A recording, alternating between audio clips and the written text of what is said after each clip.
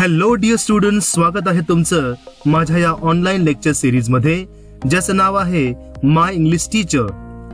Dear students, today we are going to study the first lesson from the 11th English, the Maharashtra board syllabus, and the name of the lesson is Being Neighborly, written by Louisa May Alcott. प्रिय विद्यार्थी मित्रांनो, आज आपण या व्हिडिओमध्ये इयत्ता 11वी इंग्रजी विषयातील पहिला लेसन बिंग नेबरली याचा अभ्यास करणार आहोत. लेसनला सुरुवात करण्यापूर्वी आपण या लेसनच्या टायटलकडे लक्ष देऊया. लेसनचं नाव आहे बिंग नेबरली. बिंग नेबरली म्हणजेच शेजारी असल्या कारणाने. प्रिय विद्यार्थी मित्रांनो, भारतीय संस्कृतीमध्ये शेजार धर्माला फार महत्व देण्यात आले आहे. शेजार धर्म म्हणजे काय, तर शेजाऱ्यांच्या सुखदुःखात सामील होणे, त्यांच्या अडचणी जाणून घेणे. आणि ह्या लेसन मध्ये आपण शेजार धर्म काय असतो, शेजाऱ्यांच्या अडचणी, त्यांच्या समस्या हे कशा प्रकारे समजून घ्यायच्या असतात याचा अभ्यास एका गोष्टीच्या माध्यमातून शिकणार आहोत. So without wasting the time, let us begin the explanation of the lesson being neighbourly, written by Louisa May Alcott.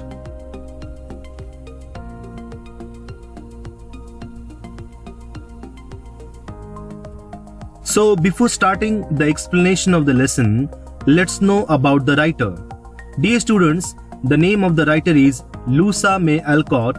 She was born in the year 1832 and she died in the year 1888. She was an American writer in the mid to late 19th century, is considered to be one of the earliest feminist writers. प्रिय विद्यार्थी मित्रांनो, आपल्या या लेसनच्या लेखिकाचं नाव आहे लुसा मे अल्कोट.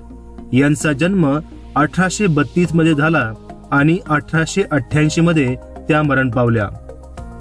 Miss Louisa May Olcott या 18 ते 19व्या शतकातील मध्यवर्ती कालावधीमध्ये एक प्रसिद्ध स्त्रीवादी लेखिका होत्या.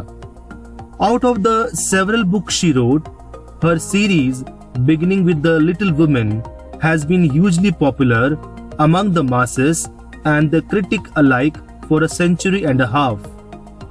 त्यांनी आपल्या कालावधीमध्ये भरपूर पुस्तके लिहिली आणि त्यापैकीच एका पुस्तकाचं नाव आहे लिटिल वुमेन, जे असंख्य वाचकांच्या आणि समीक्षकांच्या पसंतीस उतरलं. Her simple style and lively characters have left a mark and influenced generations of children and adult alike. त्यांच्या लिखाणामध्ये असणारा जिवंतपणा, पात्रांचे असणारे उत्तम सादरीकरण यामुळे यांचे पुस्तक हे पिढ्यानपिढ्या, लहान मुलांपासून ते प्रौढांपर्यंत सर्वांच्याच पसंतीस उतरलं आहे. The setting of her book is the suburbs of Boston. यांनी लिहिलेल्या सर्वच गोष्टींमध्ये अमेरिकेतील बोस्टन शहरातील उपनगरांचा उल्लेख करण्यात आला आहे. Her world view is wholesome and full of believable yet charming characters which captivates the readers. तर मिस लुसा मे अल्कॉट यांनी आपल्या लिखाणामध्ये उत्कृष्ट व्यक्तिचित्रणाच्या माध्यमातून वाचकांचे मत आकर्षित करण्याचा प्रयत्न केला आहे. The following extract is from Little Women, first published in the year 1868. So dear students, our lesson being neighbourly is taken from the book Little Women, published in the year 1868. This story of 4 sisters, Meg, Joe, Beth and Amy, their friend Laurie, their wise and loving parents of the modest means, living in a suburb of a city in the east coast of America, has caught the imagination of generations of readers, young and old alike. So dear students, this story considers of 2 different families. The first family is the Marches family, considering of 4 sisters. Their names are Meg, Joe, Beth and Amy. And the second family is the Lawrence family, having the innocent boy and his name is Laurie. So how these two family come close because of their neighborly attitude and friendship. Each character is real and distinctive. ह्या स्टोरीमध्ये असणारे प्रत्येक पात्र हे वास्तविक आणि वैशिष्ट्यपूर्ण आहे. We remain firmly with the sisters through all their struggles, through all their conflicts, triumphs and joys. तर या कथेमधील द मार्चेस फॅमिली मधील 4 ज्या मुली आहेत, विशेष करून मेग, जो, बेथ आणि ॲमी यांचा संघर्षमय प्रवास, त्यांची जीवनामधील असणारी धडपड, त्याचबरोबर त्यांना येणारे यश अपयश आणि सर्वच गोष्टींचा अभ्यास आपण या लेसन मध्ये करणार आहोत. It serves as a guiding light to us in all the phases of our lives.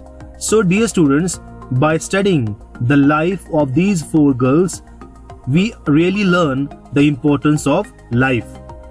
The abstract affords us a tantalizing glimpse into the book and narrates the beginning of a lifelong friendship between Joe and the brightest and the liveliest of the 4 sisters and Laurie, their wealthy new neighbor. तर ह्या स्टोरीमध्ये आपण या 4 बहिणी आणि त्यांचा असणारा जो शेजारी आहे त्याचं नाव आहे लॉरी यांच्यामध्ये असणारी निखळ मैत्री याचा आनंद या स्टोरीमध्ये घेणार आहोत. The March girls and Laurie become best buddies and much more as the book progresses. So dear students, when we learn the story, we understand how the friendship bond between the two family increases gradually as the story progresses. So dear students, this is the information about the writer of the story being neighborly. Now let's begin the next slide.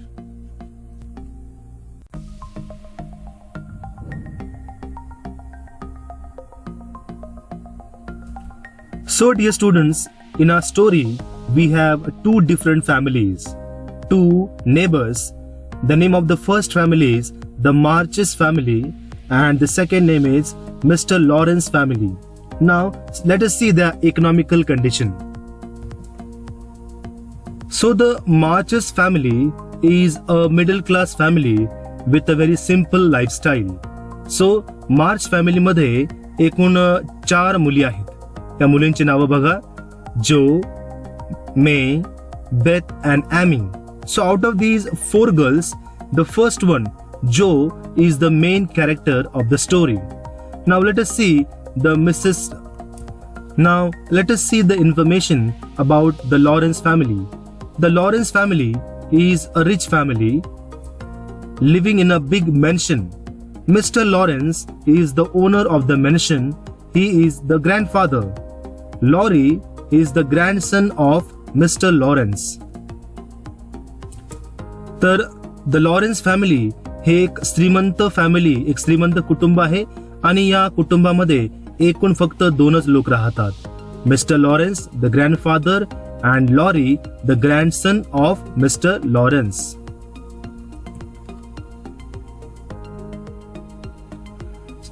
So dear students, these are the 2 main characters of our story.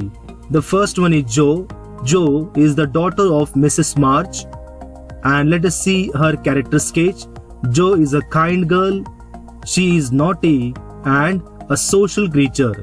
Jo एक प्रेमळ मुलगी आहे, त्याचबरोबर ती थोडीशी नटखट देखील आहे आणि ती एक सोशल क्रिएचर म्हणजे ती एक सामाजिक व्यक्तिमत्वाची मुलगी आहे.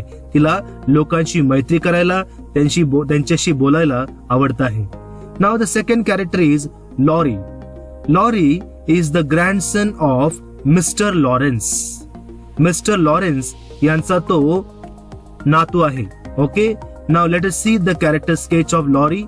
Laurie is a lonely boy. Laurie हा एक एकाकी मुलगा आहे.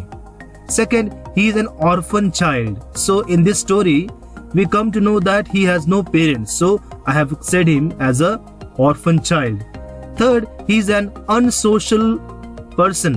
तर तो एक असामाजिक व्यक्ती आहे. म्हणजे काय, तर त्याला जास्त मैत्री करायला किंवा बाहेर पडायला घराच्या अजिबातच आवडत नाही. तर हे दोन्ही कॅरेक्टर्स एकमेकाच्या बिलकुल विरुद्ध आहेत. म्हणजे जोला लोकांशी बोलायला, मैत्री करायला आवडत आहे, त्याच विरुद्ध लॉरी हा कधीच घराच्या बाहेर पडत नाही आणि नेहमी तो एकटा एकटा असतो आहे.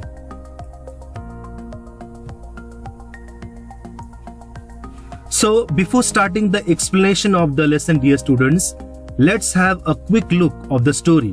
तर प्रिय विद्यार्थी मित्रांनो, आपण आता या स्लाइड मध्ये संपूर्ण लेसनची एक क्विक समरी अभ्यासनाचा प्रयत्न करणार आहोत, समजून घेण्याचा प्रयत्न करणार आहोत. So let us begin the reading. Joe and Laurie were two neighbors unknown to each other. Joe used to notice the boy frequently standing alone at the window of his mansion. तर जो and lorry हे दोन अपरिचित, अनोळखी शेजारी होते. त्यातील जो ही मुलगी नेहमी लॉरी या मुलाला त्याच्या खिडकीमध्ये उभं असलेली पाहायची. He was alone means orphan and lived with his grandfather mister Lawrence. Laurie हा एक अनाथ मुलगा होता आणि तो आपले आजोबा मिस्टर लॉरेन्स यांच्या बरोबर त्या मोठ्या घरामध्ये राहत होता. He was like a bird caught in a golden cage. So Laurie was like a bird caught in a golden cage. तर लॉरी हा एखाद्या पक्षाप्रमाणे होता जो त्या सोनेरी पिंजऱ्यामध्ये एका मोठ्याशा घरामध्ये बंदिस्त असायचा. ही never came out of his house and was taken care of by the house servants. तर लॉरी हा आपल्या घराच्या बाहेर कधीच पडत नव्हता आणि त्याची काळजी करण्यासाठी त्या घरामध्ये खूप नौकर चाकर होते. जो on the other side was free minded girl full with life and energy. तर त्याच्या विरुद्ध जो ही कशी मुलगी होती, ती एक फ्री माइंडेड गर्ल होती, full with life and energy. Okay. She loved making new friends and was curious to know about the boy और this boy name Laurie who stayed exactly opposite to her house. तर Jo ही एक मुक्त विचाराची मुलगी होती आणि तिला लोकांशी मैत्री करायला आवडायचं आणि म्हणूनच आपल्या शेजारी असणारा हा जो मुलगा आहे लॉरी, याच्याबद्दल जाणून घेण्यासाठी तिला खूप इच्छा होती. She wanted to know about the boy, the reason behind is constantly staying inside the mansion. तर जोला या मुलाबद्दल आणि त्याच्या त्या एकल कोंडेपणाबद्दल जाणून घेण्याची तीव्र इच्छा होती. One day during summer, Joe tried to attract the attention of the boy towards her. Laurie noticed the girl playing ice balls and gave a pleasant smile to her. तर एके दिवशी थंडीच्या महिन्यामध्ये ज्या वेळेस बर्फ पडत होता त्यावेळेस जोने त्या मुलाचं लक्ष केंद्रित करण्याचा, आकर्षण्याचा प्रयत्न केला. तिने आईस बॉल्स बनवले आणि त्याबरोबर ती खेळू लागली. तिला पाहताच लॉरीने तिच्याकडे पाहून एक प्लेझंट स्माइल सुद्धा दिली. Jo asked if he would like to make friendship with her. लगेचच जोने विचारलं की तो तिच्याशी मैत्री करू इच्छितो काय. Laurie happily agree to the proposal of friendship and invited her at his house. So लॉरीने लगेचच मैत्रीला स्वीकार केलं किंवा मैत्री स्वीकार केली आणि जोला आपल्या घरी येण्याचं आमंत्रण दिलं. One day when Mr. Lawrence was out, Joe went to meet Laurie. तर एक दिवशी लॉरीचे आजोबा मिस्टर लॉरेन्स हे ज्यावेळेस घराच्या बाहेर गेले त्यावेळेस जो ही लॉरीला भेटण्यासाठी त्यांच्या त्या मोठ्या मेन्शन मध्ये गेली. Once inside, both of them talked, played and enjoyed for the whole day. तर आतमध्ये गेल्यानंतर हे दोघे जो अँड लॉरी हे दिवसभर खेळले, बोलले आणि संपूर्ण दिवसाचा आनंद त्यांनी घेतला. Suddenly there was a knock on the door. ते दोघे खेळत असताना अचानक दरवाजावरती कोणीतरी नॉक केलं. It was the family doctor for a general checkup of the boy. तर त्यावेळेस त्या रूम मध्ये कोण आलो होतं बघा, फॅमिली डॉक्टर. त्या मुलाच्या जनरल चेकअप साठी, म्हणजेच एक डेली रुटीन चेकअप साठी ते आले होते, कारण की तो सर्दीमुळे आजारी होता. Again there was a second knock. This time it was grandfather of Laurie. तर सेकंड वेळेस नॉक झाल्यानंतर घरामध्ये कोण आलं होतं त्या रूम मध्ये बघा, तर ते होते लॉरीचे आजोबा Mr Laurence. The grandfather saw the girl and questioned her in a mischievous tone if she was the same girl, talking that her grandfather was more handsome than Mr. Lawrence. तर mister Lawrence हे घरात आल्यानंतर त्यांनी त्या मुलीला पाहिलं. कोणाला? जोला. आणि तिला पाहिल्यानंतर त्यांनी लगेच प्रश्न विचारला की का ग मुली, मी ऐकलंय तू नेहमी सांगत फिरतेस की तुझे आजोबा माझ्यापेक्षा जास्त सुंदर, जास्त हँडसम होते. The girl frankly admitted that Mr. Lawrence was more handsome than her grandfather. So the girl was very intelligent. जो खूप हुशार होती. तिने लगेच सांगितलं, नाही नाही mister Lawrence, you are more handsome than my grandfather. Mr. Lawrence inquired the reason for coming at his house. So Mr. Lawrence यांनी लगेचच त्या मुलीला त्यांच्या घरी येण्याचं कारण सुद्धा विचारलं. The girl replied that she saw the boy lonely and wanted to know about him. तर जोने उत्तर दिलं की ती लॉरीला नेहमी एकटं खिडकीमध्ये उभं असलेलं पाहायची आणि म्हणूनच त्याच्याबद्दल जाणून घेण्यासाठी ती आज त्यांच्या घरी आली होती. The grandfather replied positively, but remarked that it was the work of the boys to be social and make friendship with others.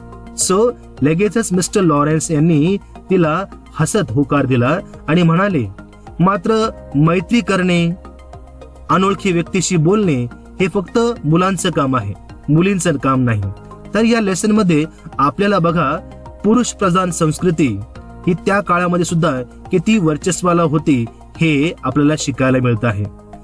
The girl replied that she simply wanted to be being neighborly.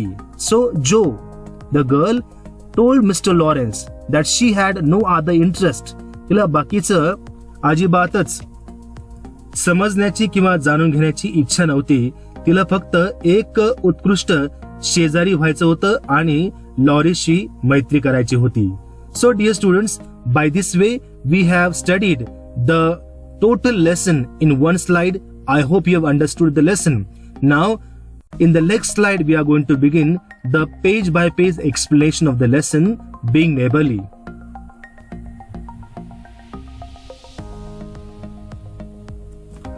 So page number 2 and the name of the lesson is being neighborly. Let us study the first paragraph. What in the world are you going to do now, Joe?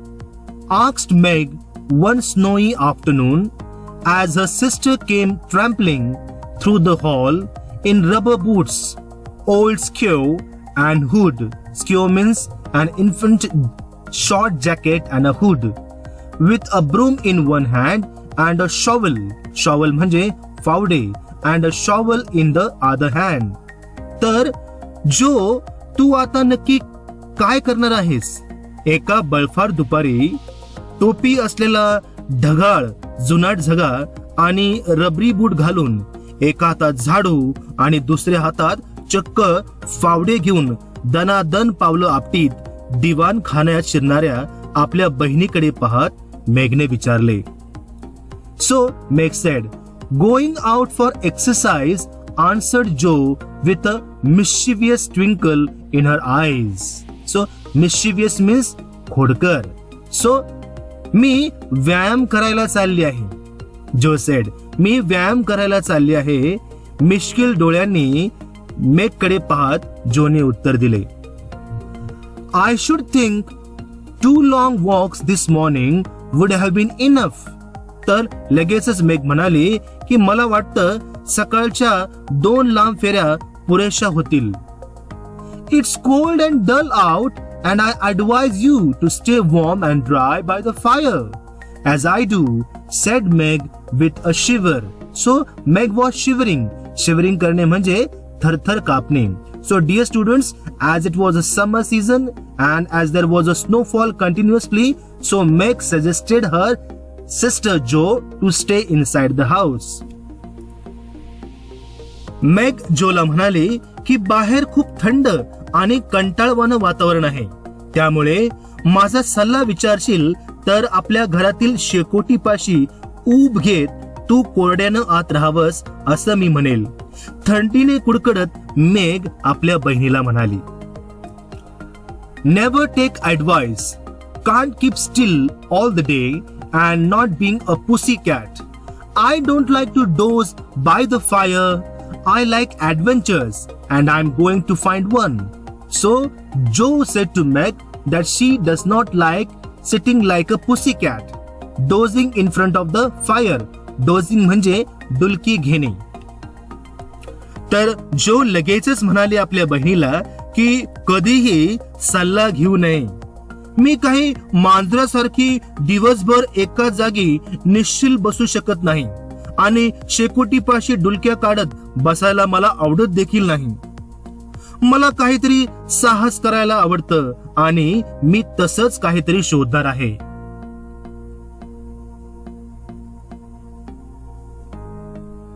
Meg went back to toast her feet and read Ivanhoe, and Joe began to dig paths with great energy. So dear students, what is this Ivanhoe? So it is a historical novel written by Walter Scott. So Meg went back to toast her feet and read Ivanhoe, and Joe began to dig paths with great energy. तर मेग परत एकदा Ivanhoe नावाचं पुस्तक वाचत बसली आणि आपले पाय शेकत बसली आणि जो नव्या जोमानं काहीतरी नवीन उद्योग शोधायला निघाली. आणि याच्यावरनं आपल्याला लक्षात येतं की जो ही एक खटपटी मुलगी होती, तिला काही ना काहीतरी करायला नेहमी आवडायचं. The snow was light and with her broom she soon swept a path all around the garden for Beth to walk in when the sun came out and the invalid dolls needed air. So Beth, the sister, one of the sisters of Joe, had invalid dolls. What is the meaning of the word invalid dolls? Invalid dolls means the dolls with broken limbs which Beth loves. बाहेर हलकासा बर्फ पडत होता तेव्हा ऊन येईपर्यंत झाडू घेऊन तिने बेथसाठी आणि तिच्या त्या मोडक्या बाहुल्यांना हवा लागावी म्हणून सगळ्या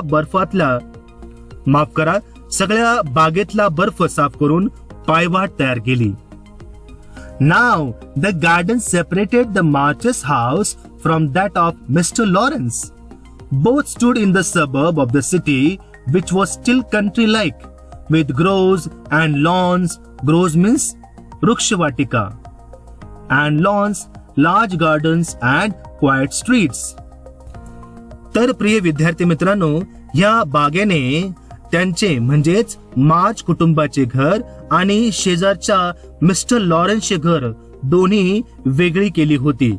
शहराबाहेरच्या उपनगरी भागात दोघांचेही घर होते. दाट वनराई, मोठमोठ्या बागा, हिरवळ आणि शांत निवांत रस्ते यामुळे हा भाग अजूनही थोडा गावासारखाच वाटत होता. A low hedge parted the two estates. A low hedge. What is the meaning of the word hedge? Hedge means compound. So a low hedge parted the two estates. एका बुटक्या कुंपणाने दोन्ही घरं वेगळी केली होती. कुंपण कसं होतं?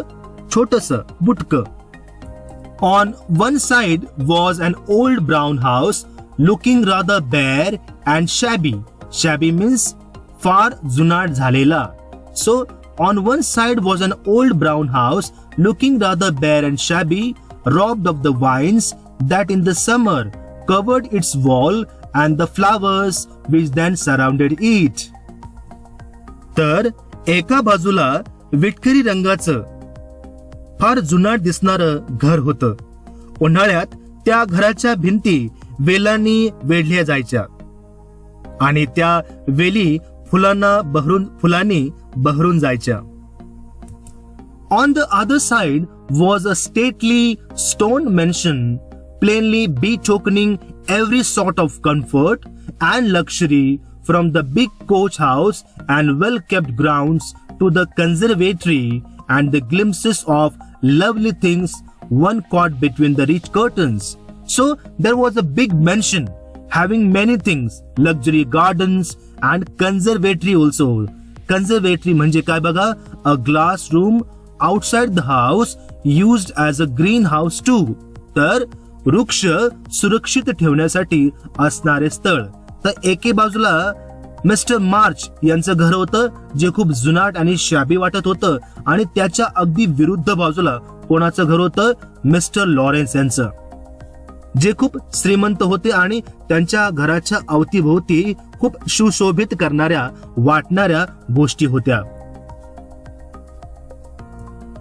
Yet it seemed a lonely, lifeless sort of house, for no children frolicked on the lawn, no motherly face ever smiled at the windows, and few people went in and out except the old gentleman and his grandson. तर mister Lawrence यांचं घर खूप भव्य दिव्य होतं. त्या घराच्या अवतीभोवती खूप आकर्षक अशा गोष्टी होत्या. मात्र तरी देखील ते घर एकटं, उदासवान आणि निर्जीव वाटावं असं होतं. त्या घरातल्या बागेत ना कधी मुलं बागडताना दिसत, ना कधी खिडकीतून कोणा आईसारखा वात्सल्यमय हसरा चेहरा डोकावत असे. फक्त एक वयस्कर गृहस्थ आणि त्यांचा नातू सोडता इतर कोणाचीही वर्दळ त्या घरामध्ये दिसत नव्हती. कारण बघा, आपण सुरुवातीलाच बघितलं, लॉरी हा एक अनाथ मुलगा होता असं मला वाटतं. So page number 3 again. Let us see the paragraph. To Joe's lively fancy, this fine house seemed a kind of enchanted palace, full of splendors and delights which no one enjoyed. जोच्या भन्नाट कल्पनेप्रमाणे तिला हे घर एखाद्या ऐश्वर्याने व सुखाने भरलेल्या, परंतु त्यांच्या कुणीही उपभोग घेऊ शकत नाही अशा जादुई महालासारखे वाटत होते. She had long wanted to behold these hidden glories and to know the Lawrence boy who looked as if he would like to be known if he only knew how to begin.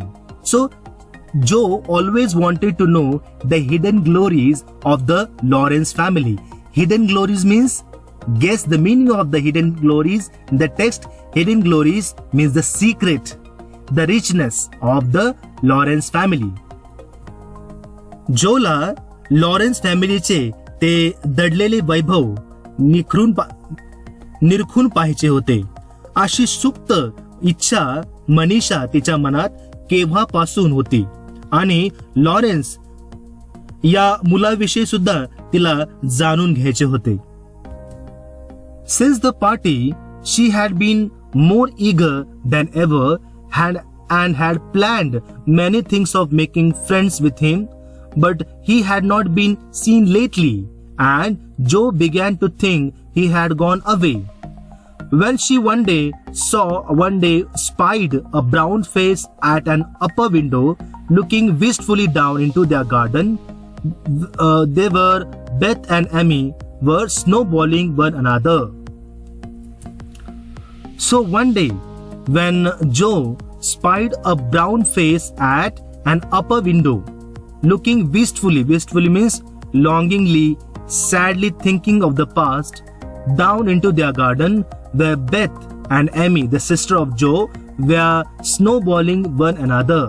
तर एके दिवशी ज्या वेळेस Beth and Amy या दोन्ही जोच्या बहिणी आहेत, या आपल्या गार्डन मध्ये किंवा घरासमोर खेळत होत्या, त्यावेळेस त्यांनी समोरच्या घरातील म्हणजेच मिस्टर लॉरेन्स फॅमिलीतील त्या घरातील एका खिडकीमधून एका मुलाला त्यांच्याकडे निहाळून पाहताना पाहिलं होतं. That boy is suffering from society and fun, she said to herself. तर जो स्वतःलाच म्हणाले की तो जो मुलगा खिडकीमध्ये आपल्याला पाहतो आहे तो एकलकोंडा आहे. त्याला लोकांची भीती वाटते, त्याला आनंद घेण्याची भीती वाटते. His grandpa does not know what's good for him and keeps him shut up all alone. तर जो स्वतःच्याच मनाला म्हणाली की त्याचे जे आजोबा आहेत ना त्यांना कळतच नाही की त्यांच्या नातवाला काय योग्य आहे आणि काय अयोग्य आहे. He needs a party of jolly boys to play with or somebody young and lively. I have a great mind to go over and tell the old gentleman so. तर जो म्हणाली की मला जर का शक्य झाले तर मी मिस्टर लॉरेन्सच्या घरी लगेच जाऊन त्यांना सांगेल की तुमचा जो नातू आहे त्याला एकटं घरामध्ये ठेवण्यापेक्षा त्याला बाहेर काढा, त्याला मित्रांशी खेळू द्या, आनंद घेऊ द्या आणि मजा करू द्या. Page number 4, the first paragraph. The idea amused Joe, who liked to do daring things and was always scandalizing Meg by her clever performances. So, scandalizing means ninda karne. So, Joe, the sister of Meg, was always scandalizing Meg by her clever performances. Clever performances म्हणजे विचित्र हरकती. Okay. स्वतःच्या या कल्पनेवर जो फारच खुश झाली, कारण अशी धाडसी कृत्य करायला तिला नेहमी आवडत असे आणि तिच्या अशा नसत्या उपद्व्यापांची मेघला धास्ती देखील वाटत होती. The plan of going over was not forgotten and when the snowy afternoon came Jo resolve to try what could be done. तर जो मिस्टर लॉरेन्स यांच्या घराला भेट देण्याचं विसरली नव्हती. त्यामुळे बर्फ पडत होता त्या दुपारी जोने आपला बेत तडीस नेण्याचे ठरवले, म्हणजेच तिने त्या घरी जाण्याचा निर्णय घेतला. She saw mister Lawrence drive off and then sallied out means set out to do something, then sallied out to dig her way down to the hedge where she paused and took a survey. तर एके दिवशी mister लॉरेन्सला बाहेर जाताना जोने पाहिले आणि ती आपल्या मोहिमेवरती निघाली. कुंपणापाशी जाऊन क्षणभर थांबून तिने टेहाळणी देखील केली. All quiet, curtains down at the lower windows, servants out of sight and nothing human visible but a curly black head leaning on a thin hand at the upper window. खालच्या खिडक्यांचे पडदे ओढलेले होते. सगळीकडे अक्षरशः सामसूम होते. नोकर चाकर देखील दिसत नव्हते. वरच्या खिडकीत दिसणारे लुकड्याच्या हातावर रेललेले एका कुरळ्या केसांचे काळे डोके वगळता कुणीही माणसाचा तेथे आवाज देखील येत नव्हता. There he is, thought Joe, poor boy, all alone and sick this dismal day. So when Joe saw the poor boy, Laurie, she said, there he is, all alone, a sick boy this dismal day. Dismal means cheerful day. Sorry, cheerless day. It's a shame. I'll toss up a snowball and make him look out and then say a kind word to him. त्या कुरळ्या केसाचे डोके त्या खिडकीजवळ पाहून ती म्हणाली, तोच तो मुलगा. जोच्या मनात विचार आला, गरीब बिचारा. अशा उदासवाण्या दिवशी बिचारा एकटा आणि बेचैन आहे. किती वाईट आहे ना.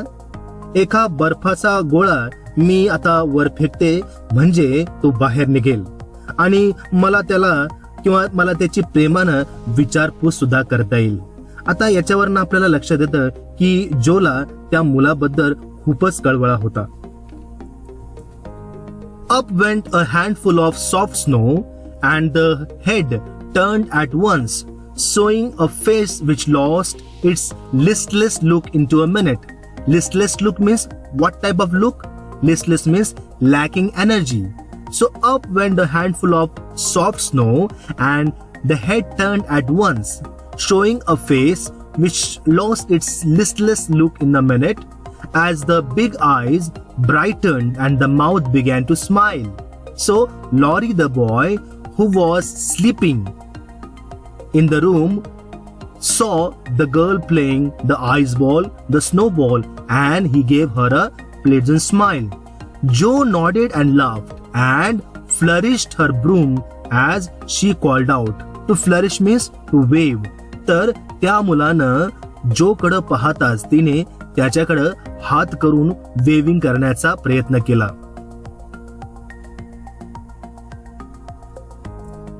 How do you do? Are you sick? Joe asked. So Joe asked boy, Laurie, that if he was sick or ill. Laurie opened the window and croaked out as hoarsely as a raven. So when Laurie heard the girl calling him, talking to him, he opened the window and croaked out. To croak out means what? तर कर्कश आवाज काढत बोलणे. तर ते कशा प्रकारे त्याने कर्कश आवाज काढला? एखाद्या रॅवन प्रमाणे. तर रॅवन म्हणजेच डोम कावळा. तर डोम कावळ्याप्रमाणे त्याने कर्कश आवाज काढत तिला उत्तर दिलं. Better, thank you. I have had a bad cold and been shut up a week. तर तो तिला म्हणाला की मला आता चांगलं वाटतंय. मला कोल्ड म्हणजेच मला सर्दी झाली होती आणि त्यामुळे कदाचित माझा आवाज कर्कश येत असेल. I am sorry. What do you amuse yourself with? Nothing. It's as dull as a tomb up here. Don't you read? So when the girl Joe asked Laurie that how was he trying to entertain himself, Joe ने त्याला विचारलं तू कशा प्रकारे स्वतःचं मनोरंजन करतोस? तो म्हणाला कुठल्याच प्रकारे नाही. It's as dull as a tomb up here. इथे वातावरण कसं आहे? As dull as a tomb. म्हणजे ह्या घरामध्ये भयान शांतता आहे. एखाद्या कब्रस्तानाप्रमाणे, एखाद्या थडग्याप्रमाणे इथं लोक शांत राहतात, त्याप्रमाणे ह्या घरामध्ये शांतता असते. आणि हा एक फिगर ऑफ स्पीच आहे बघा. As dull as a tomb means dullness is compared with a tomb. याला म्हणतात सिमिली. हा फिगर ऑफ स्पीच आहे, simile. So Jo asked, don't you read? So Laurie said, not much. They won't let me to read. Can't somebody read to you? तुझ्यासाठी कोणी पुस्तक वाचत नाही का? असं जोने लॉरीला विचारलं. Grandpa does sometime, but my books don't interest him and I hate to ask Brooke all the time. तर लॉरी म्हणाला की पुस्तकं माझ्यासाठी बराच वेळेस ग्रँडपा वाचतात, परंतु माझे पुस्तकं त्यांना आवडत नाहीत. आणि मग मी कधीतरी ब्रुक म्हणजे घरातील नोकर असेल त्याला पुस्तकं वाचायला लावतो आणि त्याचं वाचन मला बिलकुल आवडत नाही. Have someone come and see you then? There isn't anyone I'd like to see. Boys make such a row and my head is weak. So the boy said, Laurie said that I don't have friends. मला कोणी मित्र नाही, मला घरामध्ये कोणी बोलायला नाही, मी इथे एकटा आहे. Isn't there some nice girl who'd read and amuse you? So बघा, जो या मुलीने खूप चलाकीने त्याला विचारलं की तुमच्या घरामध्ये एखादी सुंदरशी मुलगी नाही का की जी तुझ्यासाठी पुस्तक वाचेल? Girls are quiet and like to play nurse. तर तो म्हणाला की गर्ल्स, मुली नेहमी शांत असतात, त्यांना खेळायला नाही तर नर्स व्हायला आवडतं. असं म्हणून लॉरीने कुठेतरी जोची थट्टा करण्याची, मस्करी करण्याचा प्रयत्न केला.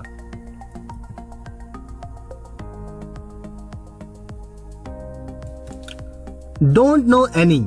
Page number 5, the paragraph. So Laurie responded to the reference of Joe. Laurie जोच्या प्रश्नाला उत्तर देत म्हणाला की मला इथे कोणीही मुलगी इथं बोलण्यासाठी नाही आणि मला कोणी माहित देखील नाही. You know us? began Joe, then laughed and stopped. तर जो लगेच म्हणाले, तू आम्हाला ओळखतोस का? आम्ही तुझे शेजारी आहोत. So I do. Will you come please, cried Laurie. तर लॉरी लगेच म्हणाला, हो हो, मी तुम्हाला ओळखतो ना, तुम्ही माझ्या शेजारी राहता. तू इकडे येशील का मला भेटायला? I am not quite and nice, but I will come if mother will let me. तर जो त्याला म्हणाली की मी शांत स्वभावाची नाही, मात्र जर का मम्मीने मला परमिशन दिली तर मी तुझ्या घरी तुला भेटायला येईल. I will go ask her, shut the window like a good boy and wait till I come. तर ती म्हणाली, तू इथेच थांब, close your window and wait for me till I come here. Okay. So with that Jo shouldered her broom and marched into the house, wondering what they would all say to her. तर लॉरीशी बोलल्यानंतर त्याच्या घरी जाण्याची परवानगी घेण्यासाठी जो लगेचच आपल्या घरी निघाली. Laurie was in a flutter of excitement at the idea of having a company and flew about to get ready, for as Mr. March said, he was a little gentleman and did the honor to coming guest by brushing his curly pate, putting on a fresh color and trying to tidy up the room, which in spite of a half a dozen servants was anything but neat. तर आपल्या घरी आता आपल्याला भेटायला कोणीतरी येणार आहे या कल्पनेने लॉरी उल्हासित झाला आणि तयार होण्यासाठी आत पळाला. कारण मिसेस मार्च म्हणतात तो एक सभ्य लहान मुलगा होता. त्यामुळे घरी पाहुणे येणार म्हटल्यावर आपले पुरळे केस नीट विंचरणे. तो छानपैकी तयार झाला आणि अर्धा डझन नौकर असून सुद्धा अस्तव्यस्त असलेल्या आपल्या खोलीत त्याने जमेल तेवढी नीटनेटकी करून ठेवली. तेवढ्यात मोठ्यांदा घंटा वाजली आणि पाठोपाठ लॉरीचे विचारणा करणारा आवाज आल्यामुळे आश्चर्यचकित झालेला नौकर कोणीतरी तरुण मुलगी आल्याची वर्दी द्यायला पळत पळत लॉरीकडे आला. So presently there came a loud ring, then a decided voice asking for Mr. Lorry, and surprised-looking servant came running up to announce a young lady. So who was that young lady? She was none other than Joe. तर लॉरीच्या घरी भेटायला ती आलेली मुलगी ती कोण होती? ती होती बघा जो, जी लॉरीकडे आता पाहुणी म्हणून त्याला भेटायला आली होती.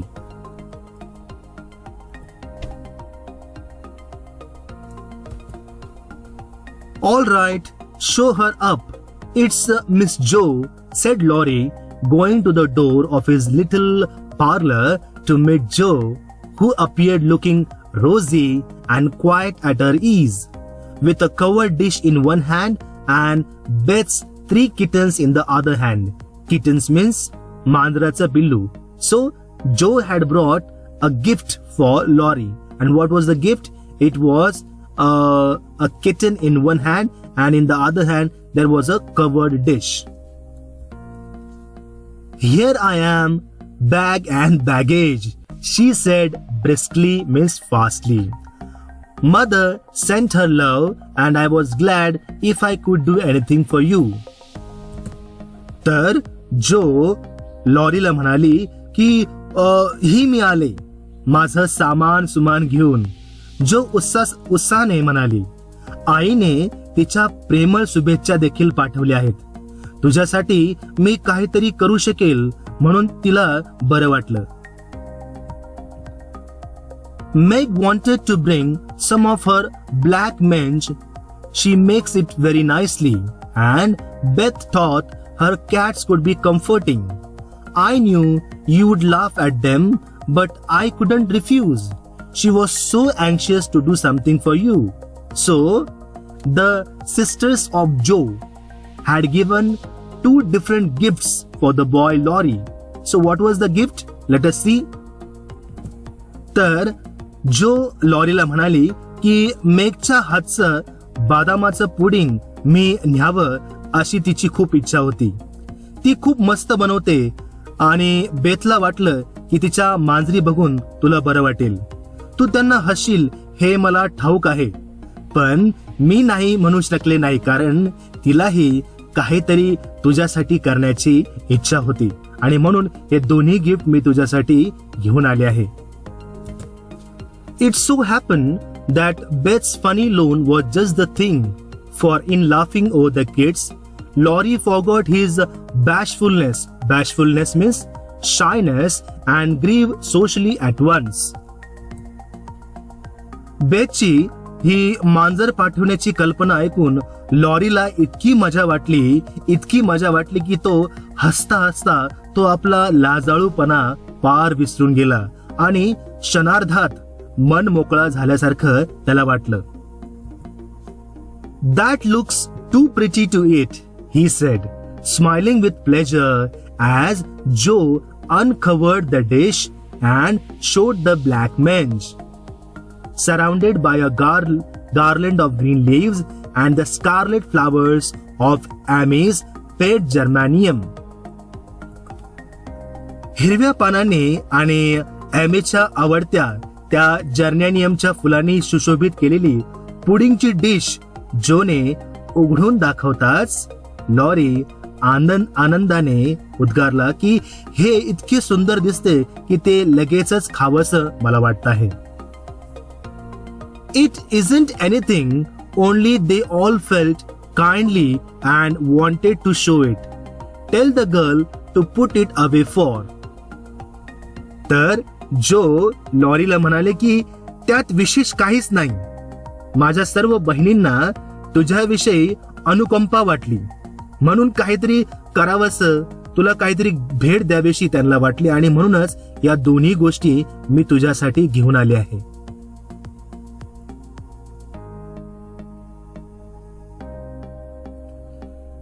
It's so simple, you can eat it, and being soft, it will slip down without hurting your sore throat. What a cozy room this is. So, Joe said to Laurie that he could eat the pudding very easily. तो ते pudding एकदम सोप्या पद्धतीने किंवा आरामशीर खाऊ शकतो कारण की ते खूप सॉफ्ट आहे, कारण की ते बनवलं होतं तिच्या बहिणीने. आणि त्यातल्या त्यात ती म्हणाली की तुझी ही रूम जी आहे, ज्या बैठक खोलीत ते बसले होते, ती किती कॉझी आहे. कॉझी म्हणजे comfortable and pleasant. It might be if it was kept nice, but the maids are lazy. Maids म्हणजे मेड म्हणजे मोलकरीण. The maids are lazy and I don't know how to make them mind. It worries me through. So Laurie complained about her maids to Jo. लॉरीने आपल्या घरकाम करणाऱ्या मोलकरणीविषयी जोकडे तक्रार केली की माझी खोली खूप छान आहे, माझी रूम खूप सुंदर आहे, ती आणखीन सुंदर झाली असती जर माझ्या घरकाम करणाऱ्या लोकांनी ती व्यवस्थित ठेवली असती तर. I'll write it up in 2 minutes, for it only needs to have the hearth brushed so, and the things made straight on the mantelpiece so, and the books put here, and the bottle there, and your sofa turned from the light, and the pillows plumped up a bit. Now then, you are fixed. So, in a minute, एकाच मिनिटामध्ये जोने अस्तव्यस्त पडलेल्या सगळ्या गोष्टी व्यवस्थित नीटनेटक्या ठिकाणी ठेवल्या आणि लगेचच त्याची रूम साफ केली. And so he was, for as she laughed and talked, Joe had whisked means arranged things into place and given quite a different air to the room. तर जोने आल्या आल्या त्या रूम मध्ये जी साफसफाई केली होती, ज्या नीटनेटकेपणा केला होता, त्यामुळे त्या रूम मध्ये एक प्रसन्नपणा तयार झाला होता. Laurie watched her in respectful silence, and when she beckoned him to his sofa, he sat down with a sigh of satisfaction, saying gratefully. So, Laurie हा जोकडे पाहतच राहिला. तिने ज्या पद्धतीने रूम साफ केली, ज्या पद्धतीने ती त्याच्याकडे पाहत होती, हे पाहून तो तिच्याकडे पाहतच होता आणि मनातल्या मनात तिला आभार सुद्धा व्यक्त करत होता. How kind you are. Yes, that's what it wanted. Now please take the big chair and let me do something to amuse my company. So Jo was very happy to do the work. जोला ते काम करून खूप आनंद झाला. त्यातल्या त्यात लॉरीने तिला पाहून कॉम्प्लिमेंट दिली की हाऊ काइंड यू आर, तू किती छान आहेस. आणि हे म्हणता म्हणता लगेच जो म्हणाली की आता मला एखादी खुर्ची दे, जेणेकरून मी त्या खुर्चीवर बसेल आणि तुला थोडंसं मनोरंजन करण्याचा प्रयत्न करेल. No, I came to amuse you. Shall I read aloud a book? And Jo looked affectionately towards some inviting books nearby. So Jo हिने सांगितलं लॉरीला की मी तुझ्यासाठी इथं मनोरंजन करण्यासाठी, तुझा विरंगुळा करण्यासाठी इथं आले आहे. तुझ्यासाठी मी एखादं पुस्तक वाचू का? आणि ते म्हणताच तिने पुस्तकाचं जे शेल्फ होतं त्याच्याकडे पाहायला सुरुवात केली. ओके.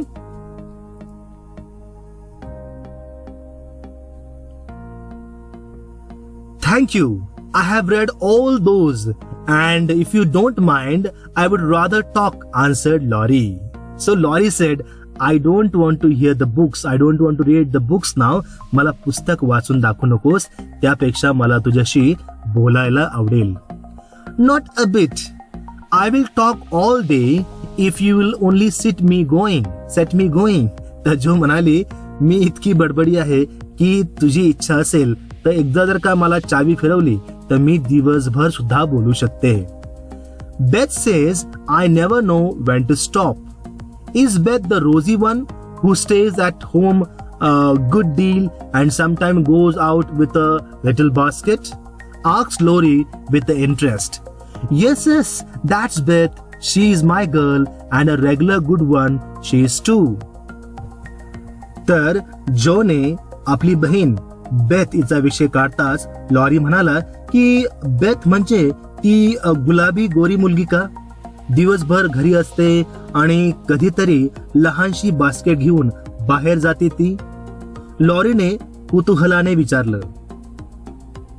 हो, तीच मुलगी, लाडकी बेथ, गुणी मुलगी आहे ती, असं जो आपल्या बहिणीबद्दल लॉरीला म्हणाली.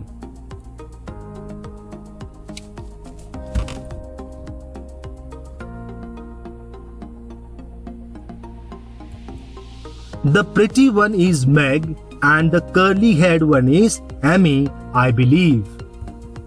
तर पहा, लॉरी म्हणाला की ती सुंदर दिसते ती कदाचित मेग आहे आणि कुरळ्या केसांची एमी आहे, बरोबर? How did you find it out? Joe asked. तू हे कसं ओळखलंस? So Laurie colored up but answered frankly. So Laurie colored up. Colored up means felt embarrassed. Laurie थोडासा लाजला आणि मात्र त्याने प्रामाणिकपणे उत्तर दिलं की Why, you see, I often hear you calling to one another and when I am alone up here, I can't help looking over at. तर लॉरी जरासा ओशाळला, लाजला, पण मनमोकळेपणाने म्हणाला की म्हणजे काय, तुम्ही एकमेकांना हाक मारत असता ते मी नेहमी ऐकत असतो आणि मी जेव्हा इथे वर एकटा असतो तेव्हा न राहून माझं तुमच्या घराकडे लक्ष जातं, कारण तुम्ही सर्वजण नेहमी किती मजा करत असता आणि त्यामुळे मी तुमच्या घराकडे नेहमी पाहत असतो. Page number 7. I see your house. You always seem to be having such a good time. I beg your pardon means I am sorry. तुम्हाला माफ करा कारण की मी नेहमी तुमच्या घराकडे बिना परवानगी पाहतो.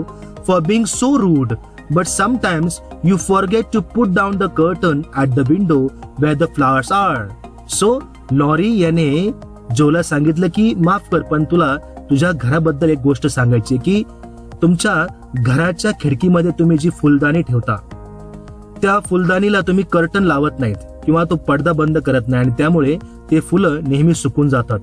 And when the lamps are lighted, it's like looking at a picture to see the fire and you all around the table with your mother.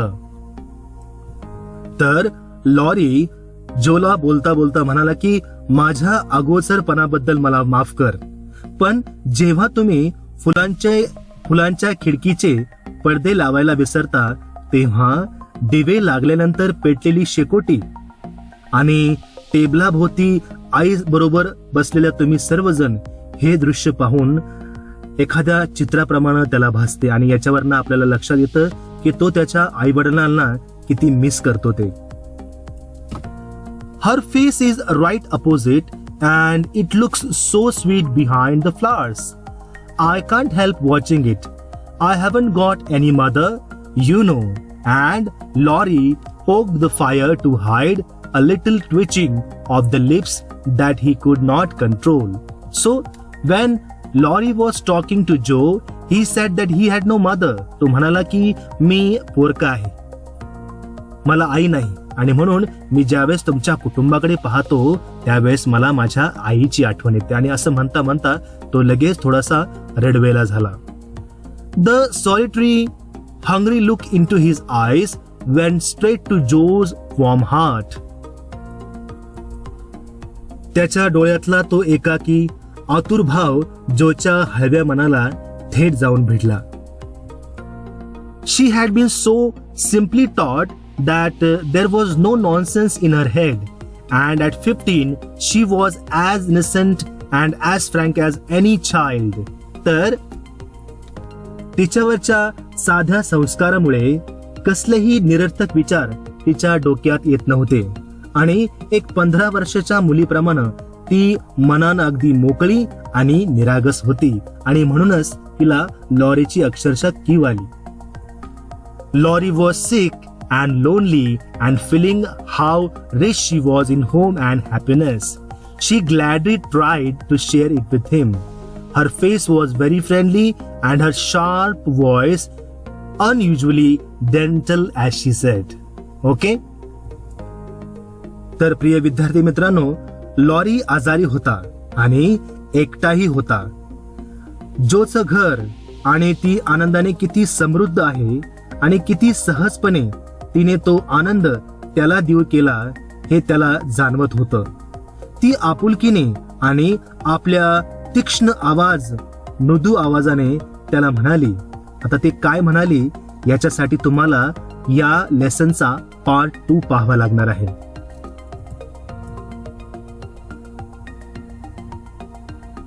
So dear students, by this way we have completed the half part of the lesson being neighborly.